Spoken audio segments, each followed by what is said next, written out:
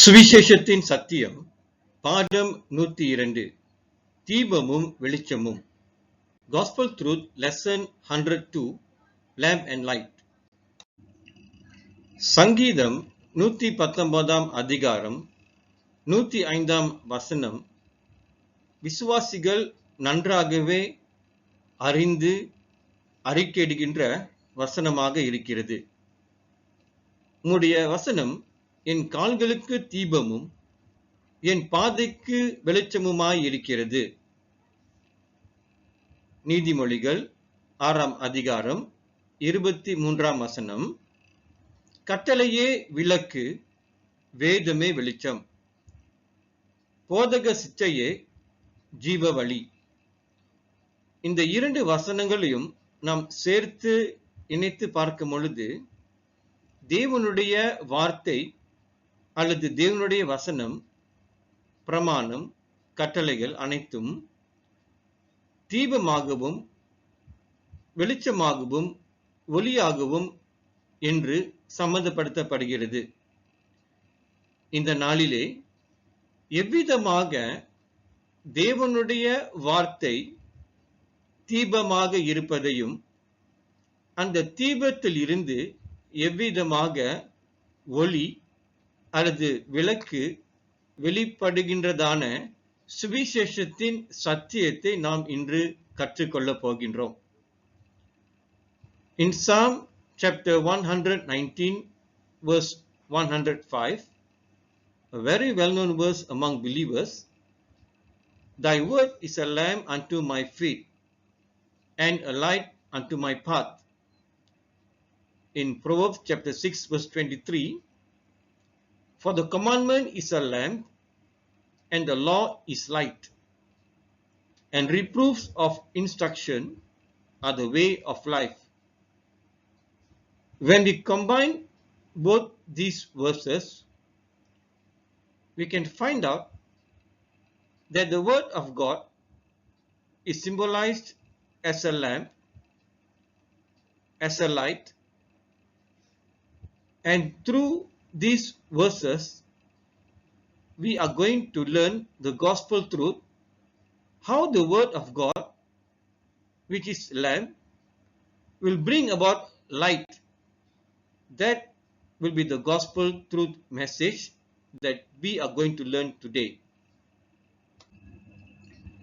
இயேசு அல்லாமல் சுவிசேஷத்தின் சத்தியம் வெளிப்படாது. இயேசுவை சம்பந்தப்படுத்தால் ஒழிய வேத வசனத்தில் நாம் சுவிசேஷத்தை ஒருபோதும் அறிந்து கொள்ளவே முடியாது. இன்றைக்கு இயேசுவே தீபமாக, இயேசுவே வெளிச்சமாக, ஒளியாக இருக்கிறார் என்கின்ற சத்தியத்தை அறிந்து கொள்ளப் போகின்றோம். யோவான் 1 அதிகாரம் 1 வசனத்திலே இயேசுவே அந்த வார்த்தையாக இருக்கிறார். யோவான் 8 அதிகாரம் 12 வசனத்தில் இயேசுவே ஒளியாக இருக்கிறார். அது மாத்திரமல்ல, ஜீவ ஒளியாக அவர் நமக்கு இருக்கிறார் என்கின்ற வார்த்தை எழுதப்பட்டிருக்கிறது. யோவான் 1 அதிகாரம் 4 வசனத்தில் இயேசுவே ஜீவனாக இருப்பது மாத்திரமல்ல, மனுஷருக்கு அவர் ஒளியாய் இருக்கிறார் என்கின்ற சத்தியம் வெளிப்படுகிறது. இயேசு ஜீவனாக இருப்பது என்னவென்றால், இயேசு நமக்குள் இருக்கும் பொழுது தேவனுடைய ஜீவன் நமக்குள் இருக்கிறது என்கின்ற சத்தியத்தையும் நாம் அறிந்து கொள்ள வேண்டும். சுருக்கமாக சொல்ல போனால், தேவனுடைய வார்த்தையானது தீபமாக, வெளிச்சமாக அல்லது ஒளியாக இருக்கிறது. இயேசுவே நமக்கு தீபமாக, நமக்கு வெளிச்சமாக அல்லது ஒளியாகவே இருந்து கொண்டிருக்கிறார். இதுவே சுவிசேஷத்தின் சத்தியமாய் இருக்கிறது. Jesus is the lamp and Jesus is the light. In John chapter 1 verse 1, Jesus is the word of God. in John chapter 8 verse 12, Jesus is the light. Jesus is also the light of life. The life here refers to Zoe's life, which means God's life. When Jesus is in us, his light is in us, and that light is the light of men, according to John chapter 1 verse 4. This shows that Jesus is our lamp, Jesus is our light of life. That is the gospel truth. இயேசு இந்த தீபத்தை குறித்து அல்லது விளக்கை குறித்து, ஒளியை குறித்து அல்லது வெளிச்சத்தை குறித்து ஒரு உவமை மூலியமாக நமக்கு சில மறைந்திருக்கின்ற பொருளான சத்தியத்தை அவர் வெளிப்படுத்துகிறார். லூக்கா 15ஆம் அதிகாரம் வசனம் 8. அன்றியும் ஒரு ஸ்திரீ 10 வெள்ளி காசை உடையவளாய் இருந்து அதில் ஒரு வெள்ளி காசு காணாமற் போனால் விளக்கை கொளுத்தி வீட்டை பெருக்கி அதை கண்டுபிடிக்கிற வரைக்கும் ஜாக்கிரதையாய் தேடாமல் இருப்பாளோ? இந்த வசனத்துல விளக்கு அல்லது தீபம் என்கிறது தேவனுடைய வார்த்தையாய் காணப்படுகிறது.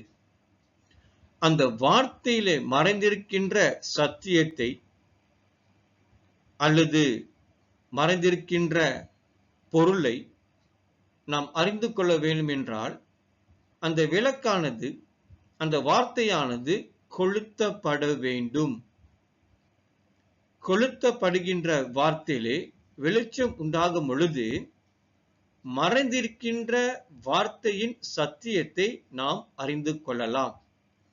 அதே வேளையில் அந்த வார்த்தைகளை அறிந்து கொள்வதற்கு, புரிந்து கொள்வதற்கு தடையான காரியங்களை நாம் அப்புறப்படுத்துவதற்கு, அகற்றி போடுவதற்கு அந்த ஸ்திரீ வீட்டை பெருக்கினது போல நம்முடைய சிந்தையிலே, மனதிலே காணப்படுகின்ற தேவையில்லாத தடைகளை நாம் அகற்றி போடுவதற்கு கற்றுக்கொள்ள வேண்டும். அப்பொழுது வார்த்தையில் மறைந்திருக்கின்ற ஒளியானது, வெளிச்சமானது நமக்குள் பிரகாசிக்க தொடங்கும் என்பதை நாம் சுவிசேஷத்தின் சத்தியமாக ஏற்றுக்கொள்ள வேண்டும்.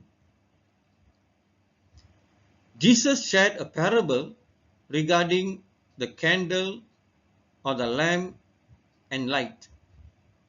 In Luke chapter 15 verse 8, either what woman having 10 pieces of silver, if she lose one piece, doth not light a candle and sweep the house and seek diligently till she find it. Here we can equate the candle as the word of God.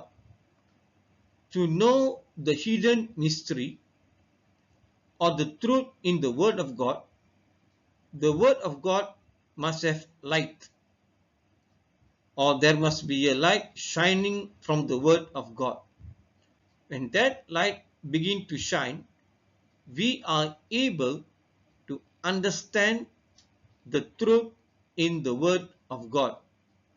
If at all there are hindrances to understand the word of God, we should be like that woman. We should sweep the wrong thoughts, the wrong thinking out of our mind and seek diligently until we find the truth in the word of God. This is the gospel truth. பழைய ஏற்பாட்டில் யாத்திராகமம் 27ஆம் அதிகாரம் 20ஆம் வசனத்திலே காணப்படுகின்ற ஒரு ரகசியத்தை நாம் இன்று கற்றுக்கொள்ளப் போகின்றோம். தீபத்தை குறித்து, விளக்கை குறித்து, ஒளியை குறித்து நாம் பார்த்து கொண்டு வருகிறோம். ஆனால் அந்த தீபம் அல்லது விளக்கு எரியும்படி நமக்கு வேண்டிய முக்கிய பொருள் என்னவென்று இந்த வசனத்திலே வெளிப்படுகிறது. குத்து விளக்கு எப்பொழுதும் எரிந்து கொண்டிருக்கும்படி இடித்து பிழிந்த தெளிவான ஒலிவ எண்ணெயை, இந்த வசனத்தில் இந்த ஒலிவா எண்ணெய் அந்த குத்து விளக்கு எப்பொழுதும் எரிந்து கொண்டிருக்கும்படி எரிபொருளாக காணப்படுகிறது. இன்றைக்கு தேவனுடைய வார்த்தையானது நமக்கு குத்து விளக்காக, நமக்கு தீபமாக இருப்பதற்கு, அந்த தீபத்தில் இருந்து ஒளி புறப்பட்டு வருவதற்கு இந்த ஒலிவா எண்ணெயை என்கின்ற பரிசுத்த ஆவியின் உதவி, வழிநடத்துதல், ஆலோசனை, ஆளுகை நமக்கு அவசியமாக இருப்பதை நாம் அறிந்து கொள்ள வேண்டும். ஏனென்றால் விளக்காய் இருக்கின்ற தேவனுடைய வார்த்தைகளை எழுதினவர், மனிதனுக்கு எழுதும்படியாக ஏவினவர் அந்த பரிசுத்த ஆவியானவர். அந்த பரிசுத்த ஆவியின் உதவி இல்லாவிட்டால் நாம் ஒருபோதும் ஆண்டவருடைய வார்த்தையை முற்றிலுமாக அல்லது முழுமையின் அர்த்தத்தை நம்மால் புரிந்து கொள்ளவே முடியாது. இன்றைக்கு பரிசுத்த ஆவியின் ஆளுகையினாலே நமக்குள் காணப்படுகின்ற தேவனுடைய வார்த்தையானது வெளிச்சமாகி, அந்த பிரகாசமான வெளிச்சம் நமக்கு விளக்கத்தையும் புரிந்துணர்வையும் அறிந்து கொள்வதற்கு நமக்கு அதிக பிரயோஜனமாக இருக்கிறது. இதுவே சுவிசேஷத்தின் சத்தியம். In Exodus chapter 27 verse 20, there is a hidden truth on how the word of God, which is lamp, can produce light. And thou shalt command the children of Israel that they bring thee pure oil olive, beaten for the light, to cause the lamp to burn always. The pure oil olive is the cause the lamp to burn always. In the same manner, when we perceive the word of God as a lamp, we should bring in the pure oil olive so that the light in the word will continue to shine in us. And the pure oil olive is the Holy Spirit. Without the Holy Spirit, we are unable to fully comprehend or understand the Word of God. The author of the Word of God is the Holy Spirit, who inspired human beings to write the Word of God. And to know, to understand, to receive the light of understanding from the Word of God, we should be always listening to the guidance of the Holy Spirit. This is the gospel truth. யோவான் 5ஆம் அதிகாரத்தில் 35ஆம் வசனத்தில் இயேசு கிறிஸ்து யோவான் ஞானஸ்நானத்தை குறித்து சாட்சி கொடுக்கிறார்.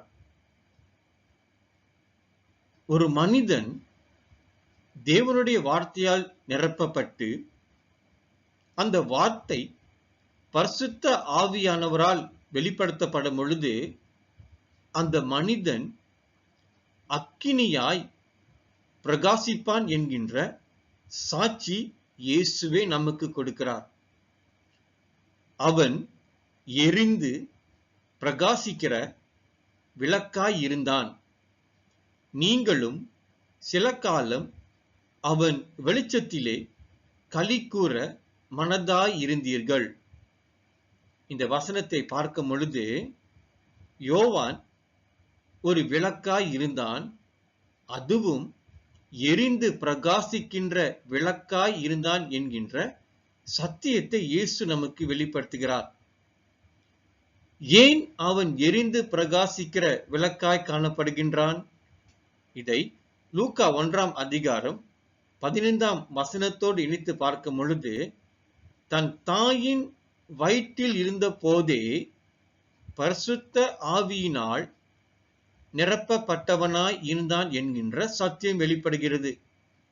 அப்படியென்றால் அவனுக்குள் இருக்கின்ற அந்த பரிசுத்த ஆவி அவனுக்குள் இருந்த தேவ வார்த்தைகளை அக்கினியாக எரிந்து பிரகாசிக்கின்ற வார்த்தை அவன் இருதயத்துக்குள் இருந்து அது வாயினாலே புறப்பட்டு வரும் பொழுது அந்த வார்த்தை ஜனங்களுக்கு எரிந்து கொண்டிருக்கிற அக்னியாய் வெளிப்படுகின்றது.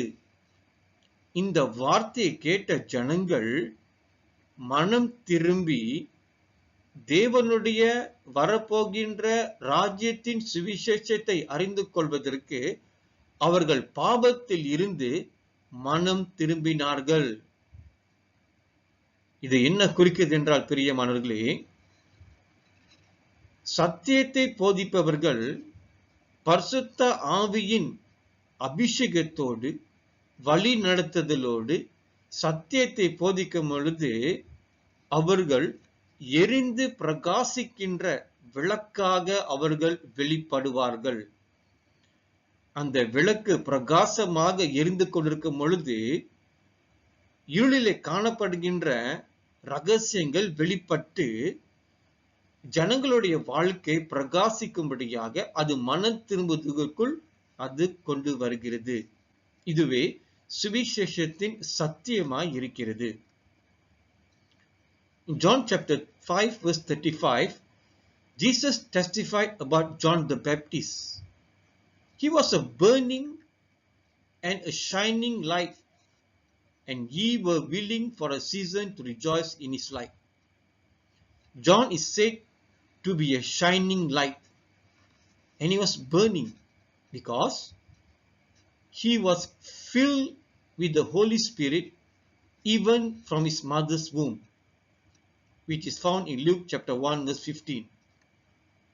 When John the Baptist was filled with the word of God, was inspired by the Holy Spirit, was able to stand out as a shining light burning with words that brought about repentance from the public or the people in those days.